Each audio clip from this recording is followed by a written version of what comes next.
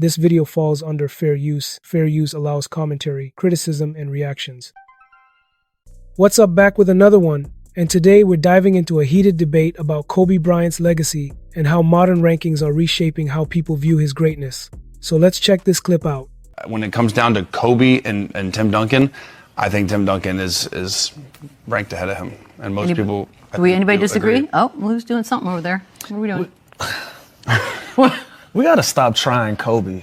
No, we're not trying Kobe. We're not. Are we not trying Tim Duncan? No, hold on, slow down, Chandler, before you jump on me. What? It's too many conversations around Kobe's legacy these days for my liking. Like, we know who Kobe Bryant was, and this has nothing to do with Tim Duncan. I'm going on a soapbox. Oh, here we go. It has nothing to do with Tim Duncan. We got to stop trying Kobe's legacy, comparing him to this person, comparing him to that person. When that man was alive and well, none of this was a conversation. His legacy wasn't confused. Who he was, his iconic status, his star status, none of those things were questioned or confused. It was either he was one, he was either two, he was either three. The end. It wasn't about Tracy McGrady. It wasn't about Tim Duncan. It wasn't about any of these people. So now all of a sudden that door is open because there's nobody to defend him but his fans and us. So I'm going to step up and say, let's stop this with Kobe.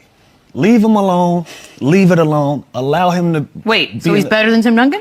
I think so. Well, there it is. What conversation have we had? What conversation have we had that Kobe Bryant hasn't? It hasn't been LeBron, Michael Jordan. Well, you know what? You know why the defense of that is? Because nobody ever gives Tim Duncan the proper amount of respect. That's a different conversation. We can give Tim Duncan all the respect and love in the world without bringing Kobe Bryant into that conversation. But if we're doing a list of the best of all time, then we have to. Kobe Bryant, on 99.8% of all of those lists, Kobe Bryant is in the top 3 of all of them. But my point is that those lists are wrong. If you look at the rankings of the NBA players, he's not top 3 of most of the rankings. Whose rankings?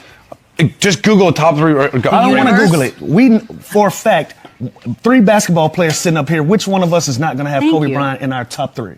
Me. That's it. Me. Top 3. Top 3? So you're I love him. So you're in that point 2 I just talked about. I think your numbers are wrong. I think your numbers are way off here. I think if you look at rankings. I'll have 15 seconds. Tim Duncan, Kobe.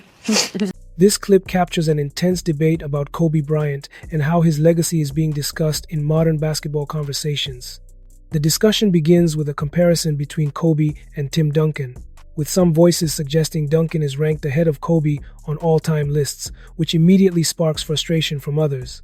One speaker passionately argues that Kobe's legacy was never unclear during his career, emphasizing that his greatness, iconic status, and place among the very best were widely accepted while he was alive.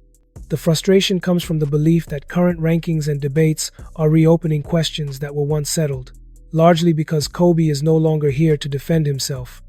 According to this view, comparisons to players like Duncan distract from appreciating Kobe for who he was rather than who he ranks above or below.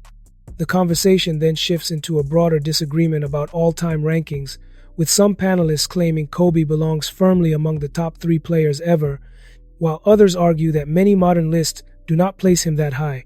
This clash highlights the growing divide between traditional perspectives that value dominance, mentality, championships, and cultural impact,